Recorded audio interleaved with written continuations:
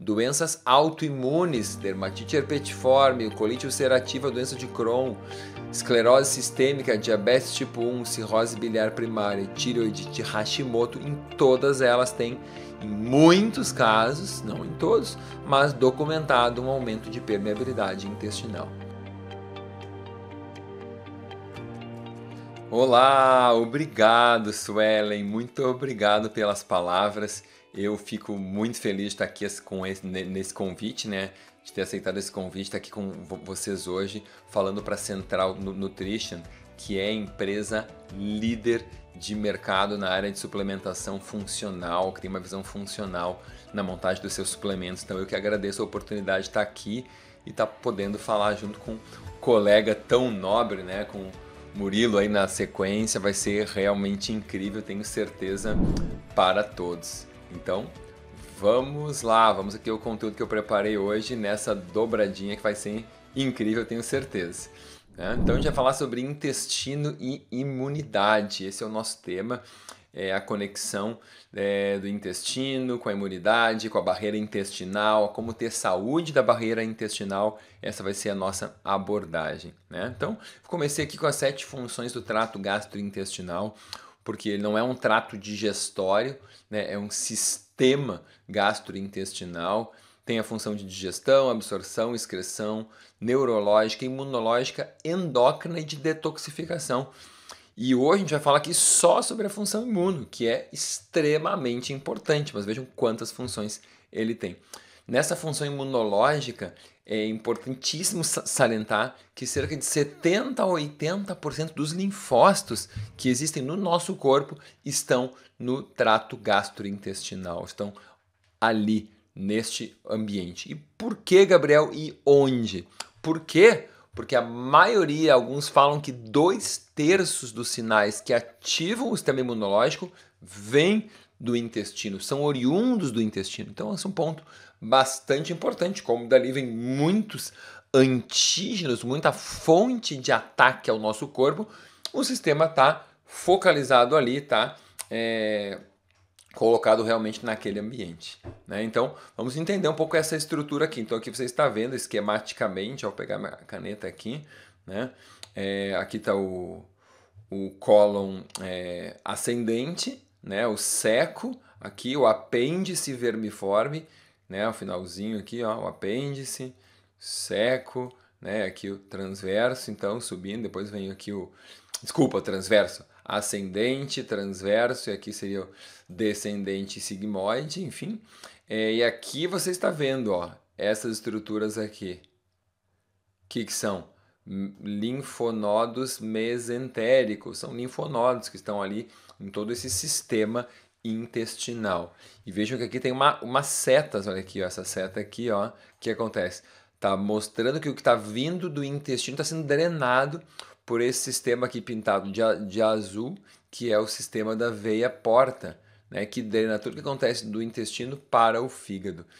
E aqui também, ó, essas outras setas aqui indicando o que está indo pelo sistema dos linfonodos mesentéricos, como bactérias e endotoxinas, ou seja, fragmentos de bactérias que vão ser captados nesse intestino e vão ser levados para o resto do organismo, né? Liberando citocinas, fator de agregação plaquetária, prostaglandinas, enfim, ativando o sistema imunológico, inclusive no baço, né? No baço, que é extremamente importante, é um tecido linfóide também, né? Lembra quando a gente fala de linfócitos que passam no baço, a gente já vai mostrar melhor eu falar na hora do slide, passam no baço para sofrer maturação, tá? Então, vamos lá. Então, esses linfonodos mesentéricos que você viu aí no slide anterior, eles fazem parte desse malte, desses tecidos linfóides associados às mucosas, tá? O malte é um sistema de tecidos linfóides que defende todas as nossas mucosas. No caso do intestino, tecido linfóide associado ao intestino, abreviado como GALT, Gut Associated Lymphoid Tissue. Então, o nome genérico é malte, que pega todos eles. O gout, o naut, o laut, né? Então associado ao nariz, associado à laringe, aos brônquios, à conjuntiva ocular e outros existem nas glândulas salivares, mamárias, ouvido médio e trato geniturinário. Então olha só, a gente tem malte em todos esses locais, tá? E o que é importantíssimo disso?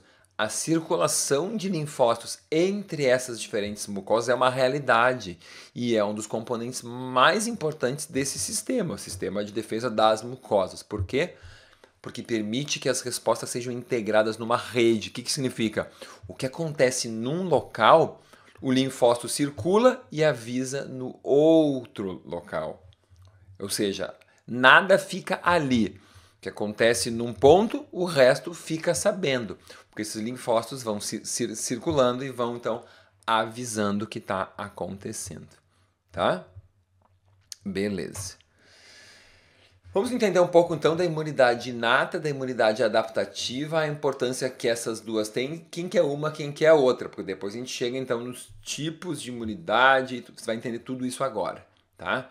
E a importância da barreira intestinal. Então, quando a gente fala de imunidade natural ou imunidade nativa ou imunidade inata, a gente tem, em primeiro lugar, a estrutura física.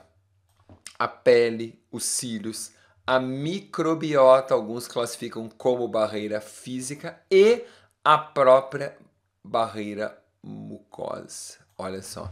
Então, ter uma microbiota íntegra faz parte de bloqueio físico. Claro que elas produzem várias substâncias químicas antimicrobianas, mas elas também ocupam espaço, impedindo que outros micro-organismos façam a adesão na mucosa intestinal e assim entrem com facilidade no nosso sistema. Então elas também funcionam como barreira física, né? Um impedimento físico mesmo. A barreira mucosa, que é o nosso assunto aqui, também é fundamental, faz parte da integridade do sistema ter a barreira, né, funcionante. Então ela faz parte da nossa imunidade inata. Temos também a barreira inata, a imunidade inata, química, tá? Que é composta por diversos antimicrobianos. Por exemplo, o nosso suor tem alguns ácidos graxos que ajudam a reduzir o crescimento de micro-organismos. Nas lágrimas, por exemplo, na saliva, na secreção nasal, temos lisozima e temos fosfolipases. No estômago, temos o baixo pH, pela acidez. No pulmão, temos defensinas, né? E também temos o surfactante pulmonar, né? Sem falar nos diversos antimicrobianos do trato gastrointestinal, do intestino, dessa microbiota, que depois o Murilo vai abordar com mais propriedade, mais aprofundamento. Então vai estar contemplado aí também na aula dele, certo? Então faz parte isso da imunidade inata, ou seja, ela não depende de... Por que ela é chamada inata, nativa ou natural? Porque ela não depende de uma prévia exposição a nenhum antígeno. Não depende de uma prévia exposição a um vírus ou a uma bactéria para que ela funcione. Ela funciona naturalmente. A gente nasce com ela vai se desenvolvendo, obviamente, né, ao longo do início da vida e não depende. Ela não precisa de ter uma exposição prévia para funcionar, tá? E temos ainda a imunidade inata do tipo celular, composta de dois elementos fundamentais. A IgA secretora, que é feita através de duas... O que é a IgA secretora? São duas moléculas de IgA unidas por esse componente secretor aqui, ó, que está aqui no meio, tá? Esse componente secretor aqui une as duas moléculas de IgA. Você está vendo uma aqui à esquerda e a outra aqui à direita, certo? Então isso aí, IgA secretora, é liberada em todas as mucosas para defesa imunológica também. Também faz parte da imunidade inata. E a sua síntese depende de vitamina A. Muito importante. Falta de vitamina A gera deficiência de IgA secretora. Beleza? Temos na imunidade inata o sistema fagocítico, os fagócitos. Os fagócitos são células de fagocitose, como diz o nome, que incluem aí macrófagos, monócitos, neutrófilos, né? E eles possuem várias enzimas, por exemplo, a elastase, que é dependente de zinco, a superoxidismutase, que depende de zinco, cobre e manganês, catalase e mieloperoxidase, que são hemoproteínas, dependentes de ferro. Então, aqui vários nutrientes estão envolvidos, né? Então, a gente precisa ter zinco, precisa ter vitamina A, né? Precisa ter ferro, precisa ter nutrientes para que a barreira, que a imunidade inata funcione, né? Então, os fagócitos, eles estão no corpo todo, gente. Isso é extremamente importante. Estão lá no nosso cérebro, nas células da micróglia, né? Estão no nossos pulmões, nos macrófagos alveolares, no fígado, nas células de Kupfer, nos rins, no mesângio glomerular, nos linfonodos, como havia aparecido antes ali, nos linfonodos mesentéricos. Temos ali também macrófagos que vivem, não são só linfócitos, tá? Tem os residentes que moram ali e os que recirculam. Temos os macrófagos esplênicos. Temos no sangue monócito, como eu já disse. Temos precursores de fagócitos na medula óssea e as células A nas articulações, na estrutura sinovial. Então, olha só, fagócitos pelo corpo todo. Bora lá. Então, esse sistema monocítico fagocitário é como é chamado a união de todas essas células. Faltou ainda as células de Langerhans na pele e ainda os macrófagos das serosas, né? Peritônio, pericárdio e pleura tem macrófagos também. Pô, Gabriel, então se o paciente tem uma pericardite, eu posso trabalhar aumentando esses macrófagos? Exatamente isso. Se ele tem uma infecção pulmonar respiratória, por exemplo, eu posso trabalhar melhorando macrófagos alveolares com essa estratégia? Sim, é exatamente isso. Então veja só, é muito importante todo esse entendimento para que a gente possa trabalhar na prática clínica com os nossos pacientes. Beleza. A imunidade adquirida, também chamada de adaptativa, ela é desenvolvida a partir de um estímulo, né? Depois que o vírus entra, que a bactéria entra, a gente vai aprender a como reagir especificamente. E aí vem as imunoglobulinas, as células que agem também com especificidade, o sistema do complemento e também as citocinas, tá? Tudo isso faz parte da imunidade adquirida ou adaptativa. Claro que tem citocinas que ativam o sistema inato, mas tem citocinas que ativam o sistema adquirido ou adaptativo. O sistema do complemento também é compartilhado entre os dois. Ele pode ser ativado pelo sistema adquirido, também pode ser ativado no sistema inato. E imunidade celular. Ora, acabei de citar várias células que são do sistema inato, né? O sistema monocítico fagocitário todo são células e fazem parte do sistema inato. Então, mas outras células, aí como os linfócitos, fazem parte exclusivamente do sistema de imunidade adquirida, né? Os linfócitos B, fundamentalmente, que são os produtores de imunoglobulinas, né? Então, produção de imunoglobulinas depende de linfócitos B, grandes produtores de imunoglobulina que se transformam em plasmócitos extremos, que são linfócitos. O que são plasmócitos? Linfócitos B extremamente ativos. E pronto, estão ali produzindo grandes quantidades de imunoglobulina. E o ponto fundamental, a desnutrição ativa afeta todos esses pontos citados aqui. Ou seja, com desnutrição a gente tem imunodeficiência. Seja a produção de citocinas, sistema do complemento, imunidade celular, imunoglobulinas, o sistema fagocítico, a produção de IgA secretora, as barreiras químicas e físicas, tá? Todas elas são alteradas pela desnutrição, que fique absolutamente claro, tá? Vamos entrar um pouco mais na intimidade do intestino e vamos entender ali, né, o que a gente está fazendo. Então aqui a gente tem a vilosidade intestinal. Deixa eu pegar o laser pointer aqui. Ó, isso aqui é a vilosidade intestinal. E ali tem a microvilosidade, aquela pontinha ali. E aqui o que está chegando, ó? Essa estrutura mais delgada, mais espessa, aqui, ó, com essa espessura aqui, são as estruturas linfáticas. Essas estruturas azuisinhas aqui são as estruturas venosas, tá? Que vão levar pelo sistema porta para o fígado. A estrutura linfática, como já falamos, leva para os linfonodos mesentéricos. E a estrutura da veia porta leva para o fígado. E temos ainda arteríolas, olha aqui, ó, um capilar arterial aqui chegando também, que tem que trazer sangue, né? E aí temos esse espaço aqui, ó, que fica daqui até aqui, que é chamado lâmina própria. Tem do lado de cá e tem do lado de cá também, tá? Então tem dos dois lados, certo? Eu vou falar mais sobre a lâmina própria depois, mas aqui onde estão, olha aqui, o quê? Macrófagos, olha aqui esse macrófago aqui, ó, ele está passando da onde? De dentro do capilar linfático, do vaso linfático, desculpa, saindo para a lâmina própria. Para quê?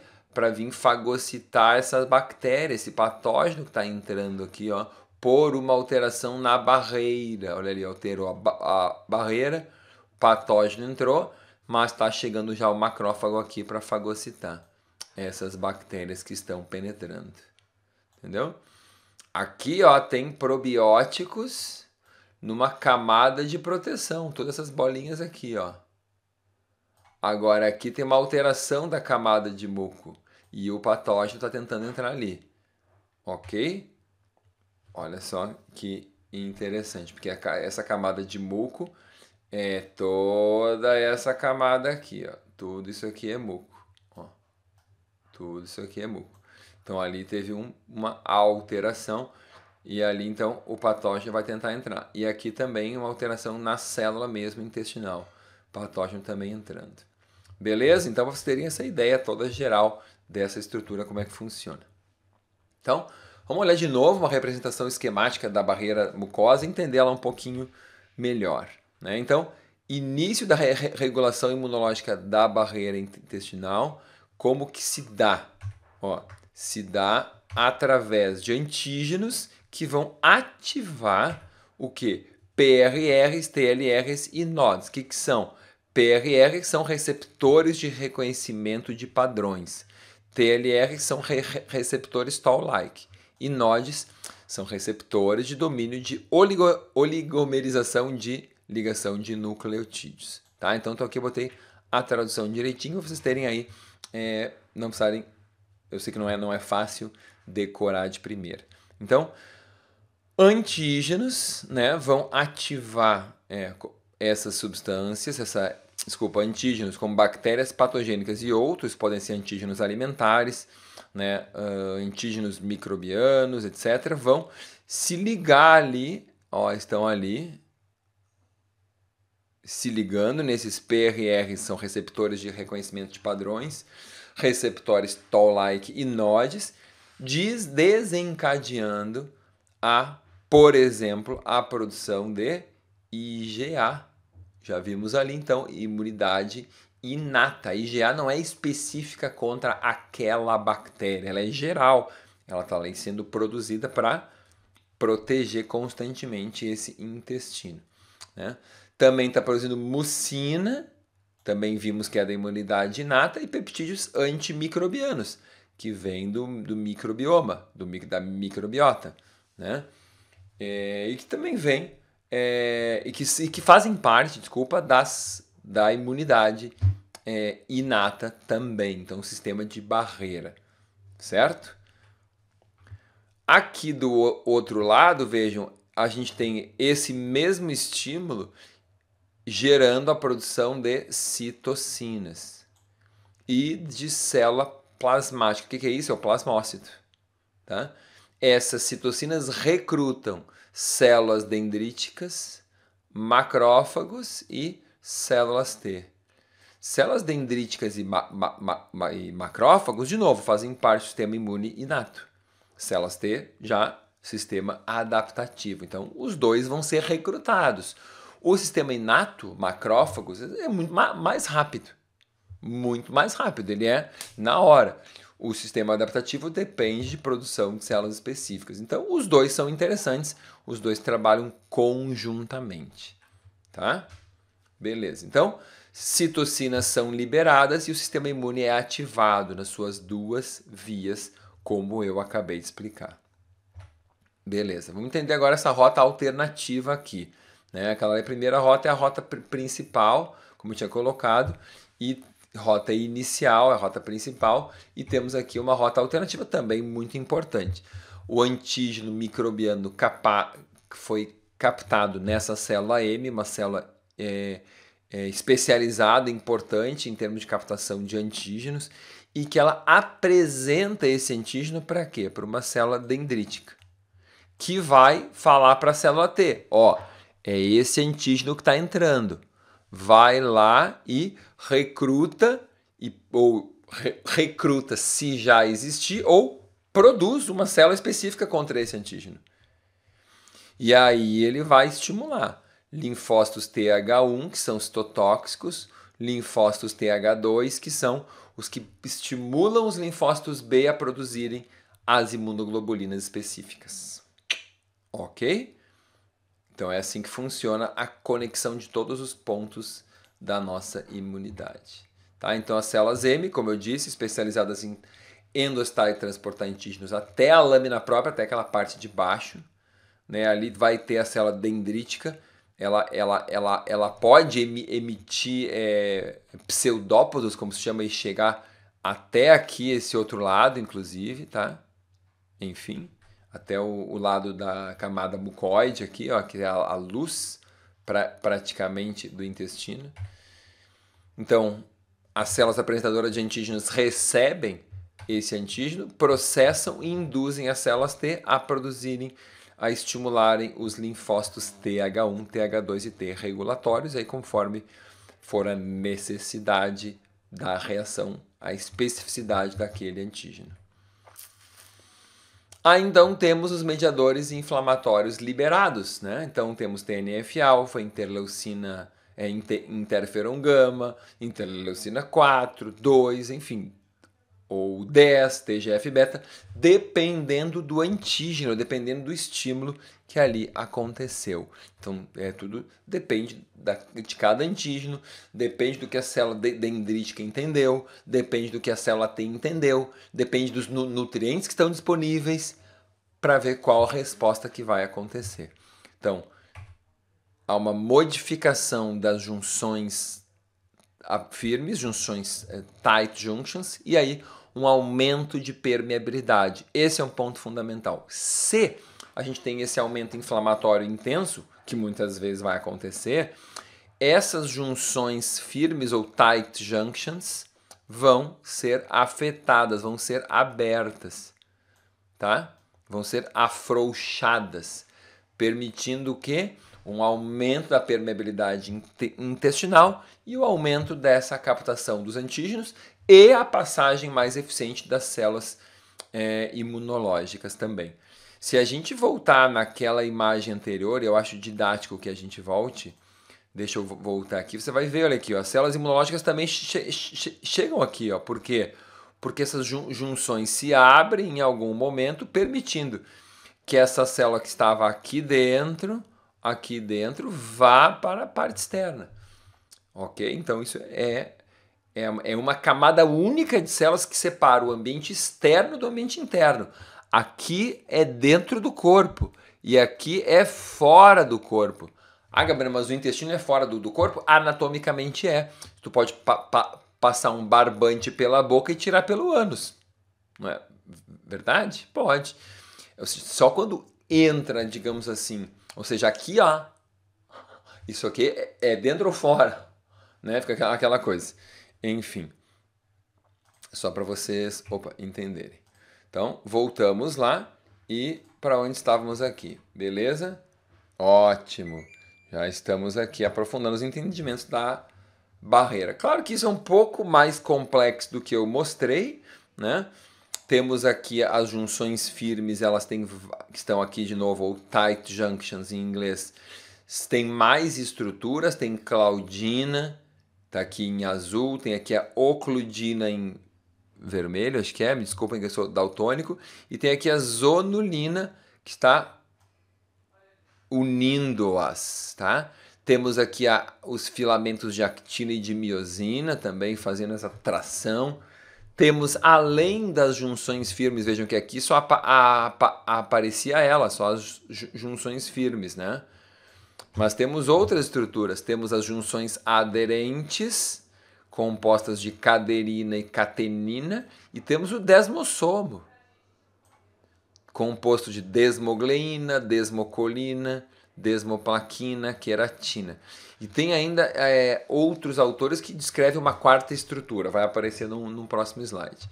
Então, assim, e quando a gente olhar essa claudina de perto, é mais complicado ainda, só para vocês entenderem, olha só. Então, assim, a gente vai em níveis, a gente não precisa entender isso aqui tudo, a gente pode saber que existe, mas não há necessidade, ou seja, cada estrutura da claudina, cada partezinha dela, como é que se comporta. Mas, enfim.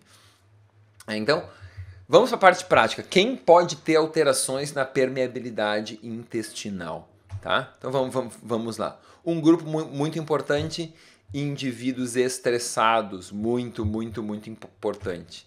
Então o nervo vago afeta diretamente a interface microbiota, intestino, cérebro. Esse artigo aqui da Frontiers.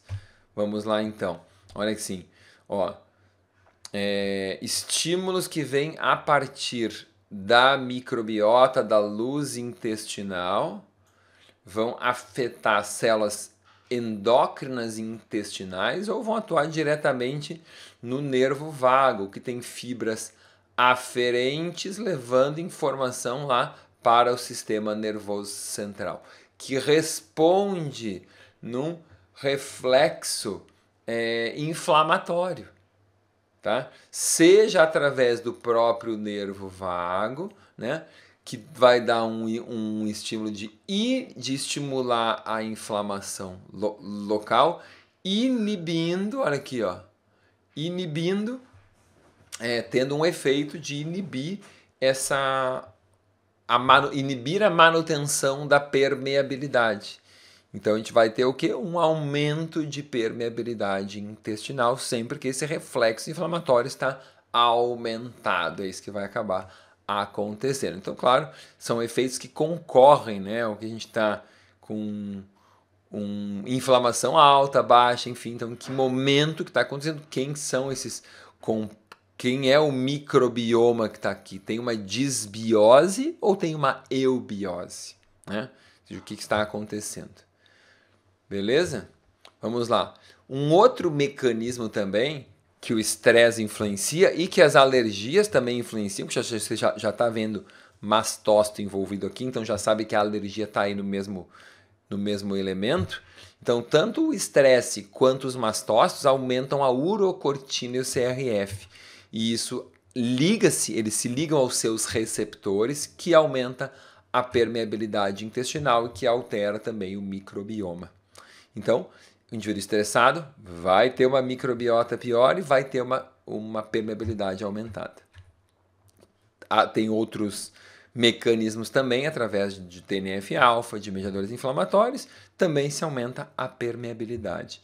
E no final, a gente sabe que isso está envolvido diretamente na fisiopatologia da síndrome do intestino irritável, das doenças inflamatórias intestinais. Então, obviamente que estresse tem papel, mas tu pode trabalhar do ponto de vista do estresse, óbvio que sim, e é importante.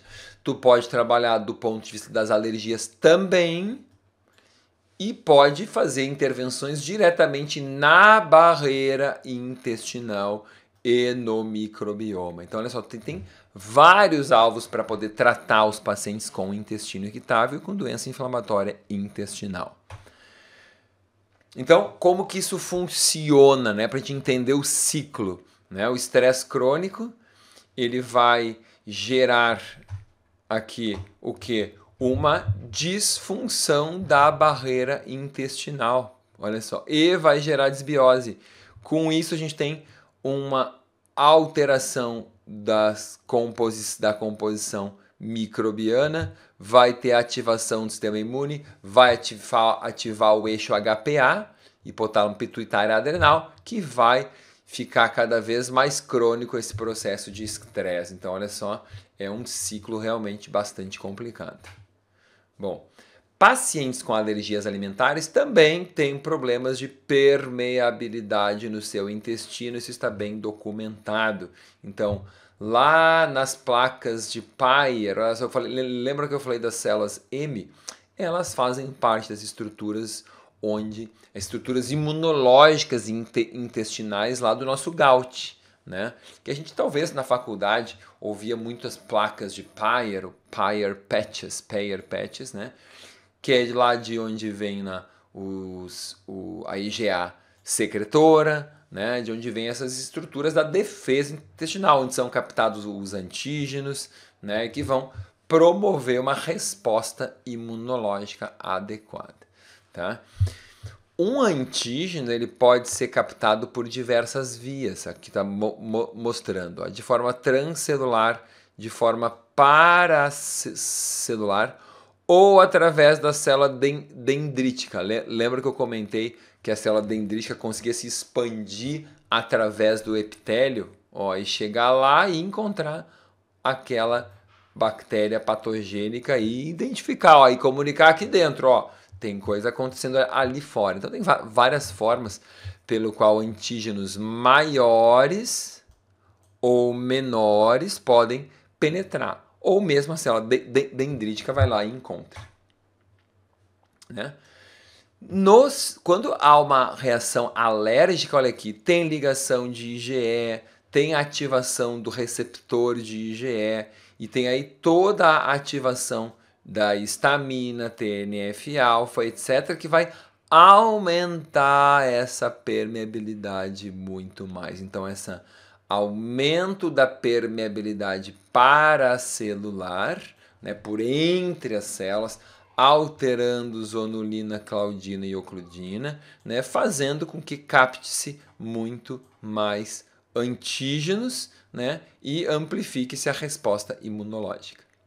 Mas temos mais ainda, doenças autoimunes, dermatite herpetiforme, colite ulcerativa, doença de Crohn, esclerose sistêmica, diabetes tipo 1, cirrose biliar primária e tireoidite Hashimoto, em todas elas tem, em muitos casos, não em todos, mas documentado um aumento de permeabilidade intestinal. Também em doenças, desculpa que não sei o que aconteceu, em doenças hepáticas, muita alteração de permeabilidade. Em diabetes, olha só, paciente com doença hepática crônica e diabetes tipo 2, gente, 65% tem permeabilidade intestinal aumentada. No autismo, na síndrome do intestino irritável, tudo, e ainda em infecções, obviamente, né? Patógenos também vão estimular esses gatilhos na mucosa, aumentando a permeabilidade, né? E ativando a resposta, seja a resposta inata, seja a resposta adaptativa. Beleza. Existem diversos fatores de risco para hiperpermeabilidade, eu quero chamar a atenção aqui. Então, esse estudo, que foi uma meta-análise de 47 estudos, olha só, com quase 5 mil indivíduos, eles encontraram mais de 100 fatores de risco associados a uma permeabilidade intestinal alta, e muitos parecem ser aditivos. Então, os mais fortes fatores de risco para hiperpermeabilidade intestinal foram, olha só, gente, dieta ocidental, alta ingestão de álcool, alta ingestão energética, baixa ingestão de nutrientes. Alterações antropométricas, IMC alto, relação cintura com quadril, apenas cintura e percentual de gordura corporal. Hiperglicemia, hemoglobina glicada alta, resistência à insulina e baixa sensibilidade à insulina. Dislipidemia, inflamação e quanto mais avançadas as doenças que o paciente tinha e maior número de doenças, pior. Ou seja, gente, o clássico de consultório, paciente obeso, dislipidêmico, com má alimentação, inflamado, multi-uso de muitos fármacos. Esses foram os fatores mais de risco, porque isso é muito mais comum do que doença autoimune, né? É mais comum. Isso é mais comum que diabetes. Então, assim, claro que esses pacientes também estão estressados, então o estresse anda aqui junto. Beleza, vamos lá. Exercício de longa duração aumenta a permeabilidade intestinal. Exercício muito intenso aumenta, porque pela hipertermia, pela alteração da temperatura e da circulação intestinal. Então, ponto bastante importante também, exercício intenso, atletas vão sofrer também no seu intestino, né? Então a gente deveria parar de fazer exercício? Claro que não, aqui foi um estudo feito aqui na USP, muito legal, comparou endotoxemia em indivíduos sedentários e altamente treinados. E o que eles encontraram? Muito mais endotoxemia, e ela correlacionada com o colesterol total, com o LDL, com triglicéridos, ou seja, os sedentários tinham mais endotoxemia, né? Então olha que uma correlação de 0,9, gente, de triglicéridos com endotoxemia. Então quanto mais alto triglicéridos, mais endotoxemia tem teu paciente. Quanto maior o colesterol também, uma correlação ótima, o LDL ainda boa, e o PAI-1, que é o inibidor do ativador do plasminogênio, que tem a ver com o que, Gabriel? Com tromboses, com coagulação aumentada. Alta correlação 0,85 com endotoxemia. PCBs alteram importantemente a integridade intestinal, então poluentes como os PCBs. Pesticidas organofosforados aumentam permeabilidade intestinal também. Acroleína, olha o pessoal aí das frituras, desorganiza as proteínas das tight junctions, aumentando a permeabilidade intestinal. Gente. Aí olha a acroleína, que vem lá da dieta, vem do ambiente, até de síntese endógena, alterando a permeabilidade intestinal, danificando o retículo endoplasmático, gerando estresse de retículo e tudo mais, e até apoptose no enterócito. Bebidas alcoólicas, gente, olha aí os bebedores de álcool danificando o seu intestino, e tudo isso vai se somando, imagina só, tudo isso vai se somando, né? Olha a pimenta, capsaicina aumenta a permeabilidade também. Então, pimenta caiena tem capsaicina, pimenta chile e a páprica tem capsaicina. Então, imagina só esses indivíduos aqui. Eu acredito que tem alguma adaptação. Eu realmente não li nenhum estudo de permeabilidade intestinal em comedores de pimentas. Eu acho que se a pessoa come regularmente, acho que aquilo passa a não funcionar tanto. Mas é só um acho, eu gostaria de ver esse estudo. Não sei aí se o Murilo tem ou não na sua base de dados esse tipo de estudo aí. Vamos lá? Demência, outro grupo de pacientes com a barreira intestinal alterada, pacientes com demência, gente. Muitas substâncias produzidas no intestino podem destruir o epitélio, aumentando a permeabilidade intestinal, então danificando inclusive a barreira hematoencefálica. Então tem aí o Alzheimer e tudo mais envolvido, que é justamente o que traz esse artigo aqui de resumo das doenças que tem aumento da permeabilidade intestinal. E ele cita Alzheimer, Parkinson, além das que eu citei antes, envelhecimento, esofagite, esteatose hepática, cirrose, Alzheimer, Parkinson e até depressão e ansiedade. Gente, é muita doença, né? Então, esses papéis todos aqui, o uso de anti-inflamatórios, alérgenos alimentares, gliadino, glúten, dieta com gordura ruim, queimada, tudo isso afeta a permeabilidade. Então, algo mais? Com certeza, né, Suelen? Agradeço demais aí a oportunidade. O Murilo vai entrar agora com tudo para explicar como, um pouco mais como esses fatores funcionam e como os nutrientes vão influenciar nessa saúde dessa barreira. Muito obrigado por ter estado aqui e passa a bola para ti, Suelen. Segue lá.